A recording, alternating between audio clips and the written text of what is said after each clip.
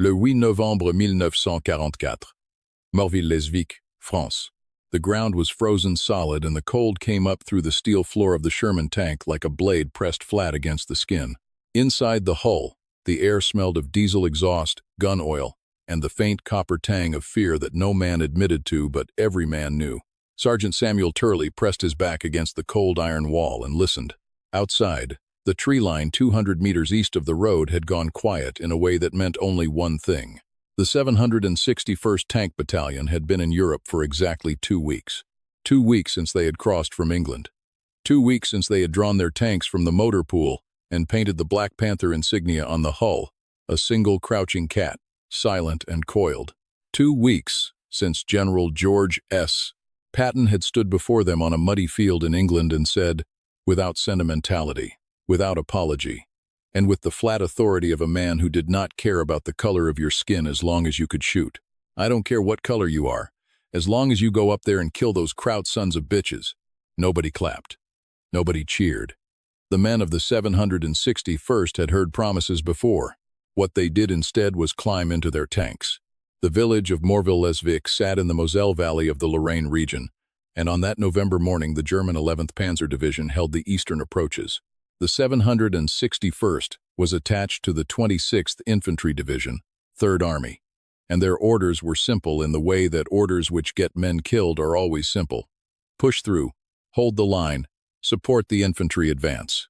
The Panthers drove their Shermans down a road that artillery had already turned into a corridor of craters and splintered timber. The lead tank took a round from a concealed 8.8mm gun at approximately 0900 hours. The driver was 19 years old. He had been born in Mississippi. Sergeant Warren Cressy, a 24-year-old from Texas, took command of his platoon when the officer went down. He drove his tank forward into direct fire. According to an after-action report filed by the 26th Infantry Division liaison officer that evening, Cressy's tank continued to engage enemy positions at ranges under 100 meters, while his hull was still receiving small arms and anti-tank fire. The report noted simply, Skringer. Cressy's vehicle did not stop. That was day one. The 761st would fight for 183 consecutive days after that. 183 days without rotation out of the line. 6 months and 2 days of sustained armored combat across France, Belgium, Luxembourg, and Germany. They would engage enemy forces in 71 major actions. They would liberate towns whose names most Americans could not pronounce, and they would do it in tanks that were outgunned by the German Mark V Panther and the Mark VI Tiger at nearly every engagement distance. They did this because they had something to prove. They knew it. The Army knew it. And the Army, in the way of institutions that benefit from the labor of the expendable, intended to keep it that way. The men of the 761st were among the finest armored soldiers the United States produced in the Second World War. They were also black men in a segregated army, fighting for a country that would not let them eat at the same lunch counter as the men they fought beside. That contradiction did not break them.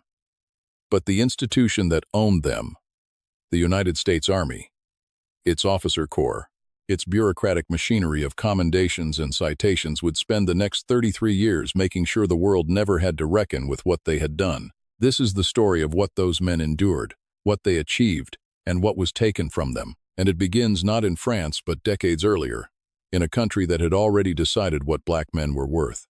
The 761st Tank Battalion was activated at Camp Claiborne, Louisiana, on the 1st of April 1942. Camp Claiborne sat in central Louisiana, deep in the Jim Crow South, and the Army had constructed a physical geography of segregation into the base itself. The black soldiers trained on separate ranges. They ate in separate mess halls.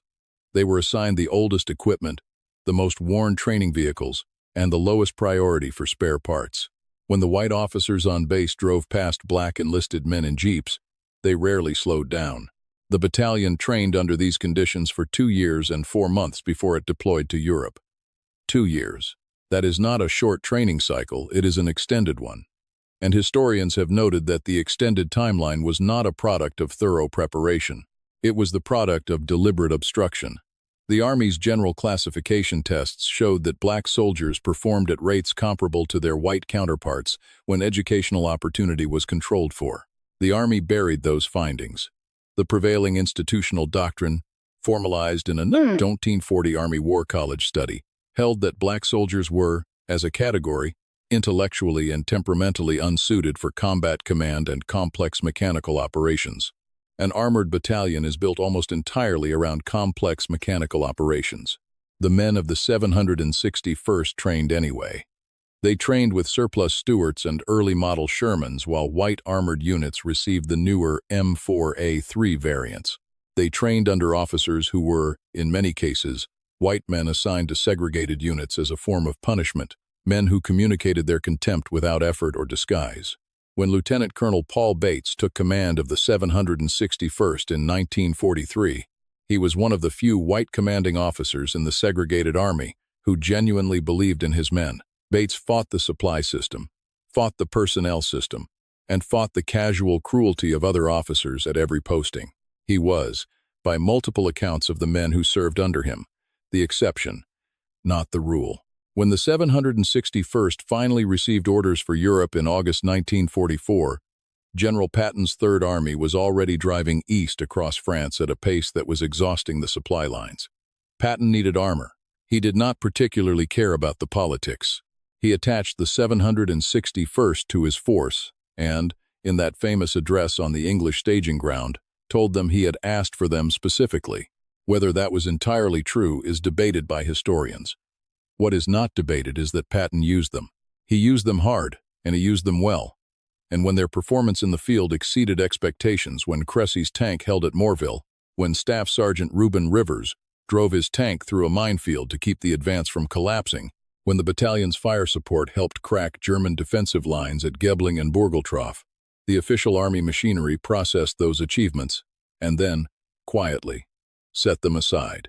The commendations were written. The after-action reports were filed. The recommendations moved up the chain, and then they sat in a drawer. Reuben Rivers was born in Tecumseh, Oklahoma, in 1921. He was a big man wide through the shoulders, steady in the hands, and by November 1944 he was a staff sergeant commanding a Sherman tank in Able Company, 761st. Near the village of Gebling on November 16th, Rivers drove his tank forward to clear an obstacle blocking the battalion's advance. His tank hit a mine. The explosion tore through the lower hull and wounded Rivers severely in the leg. The field surgeon who examined him told him he could not continue. Evacuation was the only option. Rivers refused evacuation. He wrapped his leg, climbed back into his tank, and drove it into the fight for 3 more days. On November 19th, near the village of Burgeltroff, his company was pinned by fire from a dug-in German position with anti-tank guns and dug-in infantry. Rivers brought his tank forward alone, ahead of the rest of his platoon, and drew the enemy fire away from the dismounted infantry behind him. His tank was hit by a direct round. The tank burned. Reuben Rivers died in that tank. He was 23 years old. His commanding officer filed an immediate recommendation for the Medal of Honor. The paperwork moved up the chain. According to military records examined by historians decades later, the recommendation reached a level at which it should have been processed within 60 days. It sat in that level of the bureaucracy for 30 years. According to a diary entry recovered from a 761st veteran in the 1990s, a fellow tanker who had served alongside Rivers wrote simply, "Nobody told us why. They just stopped answering." The battalion itself was deactivated after the war. The men came home to a country that had put colored signs back on the water fountains while they were still crossing the Atlantic. They came home to the GI Bill, which in theory offered every veteran college funding and home loans and in practice was administered at the local level, which in the South meant black veterans were steered away from universities and towards segregated vocational programs. They came home to neighborhoods that redlined them out of the suburbs being built with federal money for returning white veterans. They came home to cities that celebrated VE Day and VJ Day with parades that did not include them. The 761st came home to silence.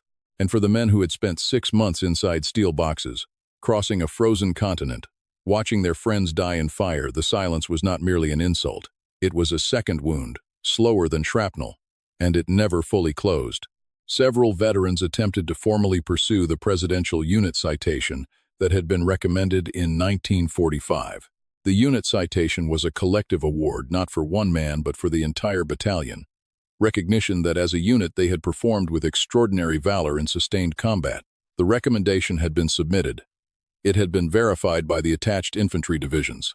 It met every criterion. The Army said the paperwork could not be located. This is where the story becomes something beyond personal injustice and becomes an indictment of how institutions use bureaucracy as a weapon. The paperwork did not disappear because a file clerk made a mistake. The Army processed hundreds of thousands of unit citations in the years after 1945. The machinery worked precisely when it was pointed at white units.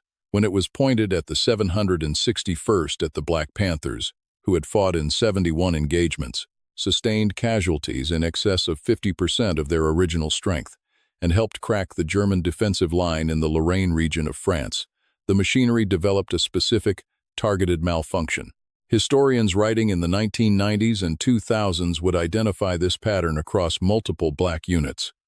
The all-black 92nd Infantry Division, the Tuskegee Airmen of the 332nd Fighter Group, the 969th Field Artillery Battalion. The pattern was consistent. Recommendation filed, recommendation acknowledged, award suppressed. Veterans died waiting. What would you have said if you were one of those men, if you had buried your friends in foreign soil, driven a tank through a minefield because your country asked you to, and then come home to be told by the same institution that the paperwork was simply lost? Tell me in the comments, because what the veterans of the 761st did next took 30 years, and the quiet, furious determination of men who refused to let the dead be forgotten.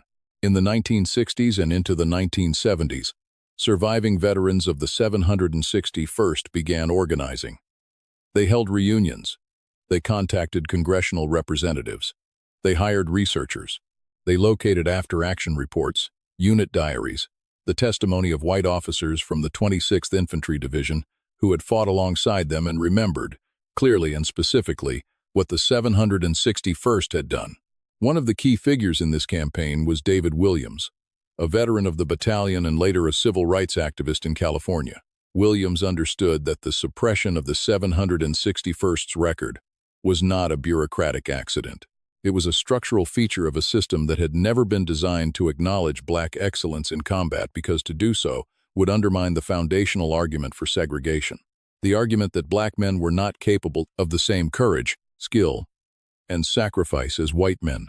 The argument was a lie. The 761st had disproven it in blood across 183 days of combat. The institution simply chose not to notice. The congressional push that ultimately forced the issue came through a combination of surviving veterans, their families, and a small number of historians who had begun systematically documenting the disparity in decorations awarded to black versus white units in the Second World War. Senator Edward Brooke of Massachusetts, himself a black veteran of the Second World War, helped elevate the issue within the Senate Armed Services Committee in the early 1970s. The Army, under sustained political pressure, agreed to conduct a review.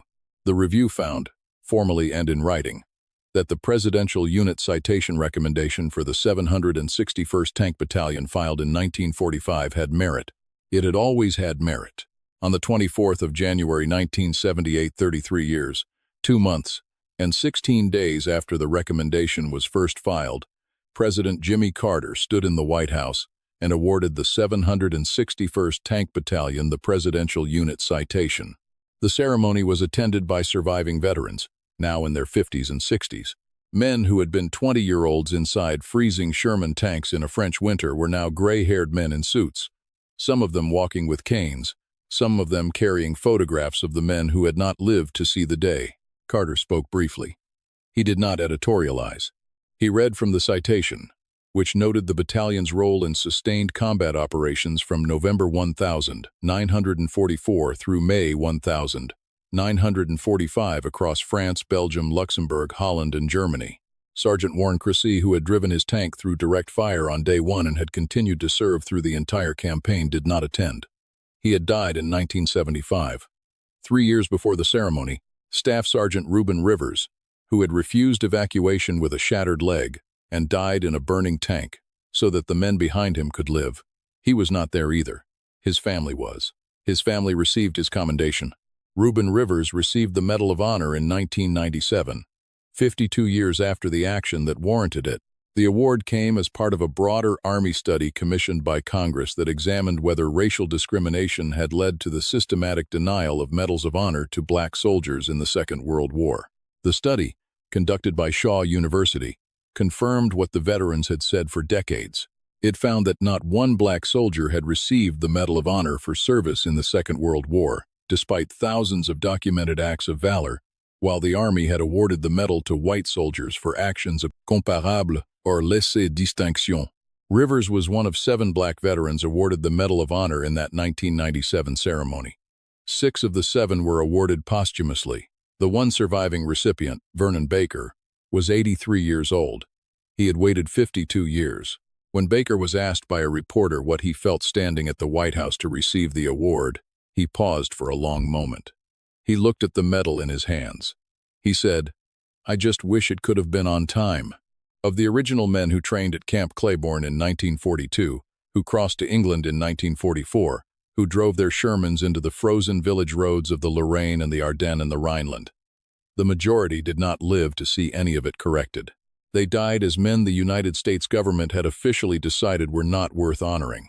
Their children knew what they had done.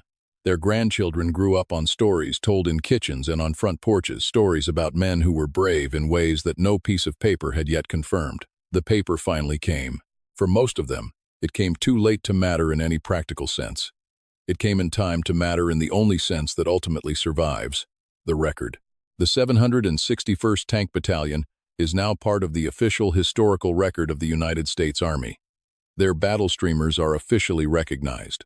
The panther insignia that the men painted on their hulls, the crouching cat, silent and coiled, appears in military history texts alongside the 1st Armored Division and the 4th Armored Division, and every other unit whose valor the Army chose to honor on time. The men who served in the 761st are aging now. Most are gone. A few centenarians remain. And when researchers and historians visit them, they speak with the quiet precision of men who spent their adult lives being told their memories were not reliable, their valor was not real, their claims were exaggerated. They speak carefully. They say only what they can prove. That habit, the habit of a man who learned early that the world would not take his word for things, is itself a kind of testimony. It tells you everything about what those men lived through, both in France and in the decades that followed. There are families out there right now, as you watch this, who have a grandfather's photograph on the wall, or a box in a closet with a uniform in it, or a name on a headstone that the family visits every Memorial Day. Men who served, men who came home and didn't talk about it. Men who went to work and raised their children and carried something inside them that they never fully put into words. If your family has a story like that, if someone in your family served in the Second World War or Korea or Vietnam or any conflict since, leave their name in the comments. Tell us one thing about them, one detail, the town they were from, the branch they served in, the thing they said once that you never forgot. Let the record include them. Let this comment section be, for a moment, a place where those names are spoken aloud. Because the lesson of the 761st is not that institutions eventually get it right. Sometimes they do not. Sometimes the men are already dead by the time the paperwork arrives. The lesson, if there is one, is this. The men in those tanks knew what they had done. They did not need a ceremony to confirm it. They drove forward anyway. They drove forward because the mission mattered, because the men beside them mattered, because there was a ridge ahead and someone had to take it. They took it. The panther crouches. It does not forget.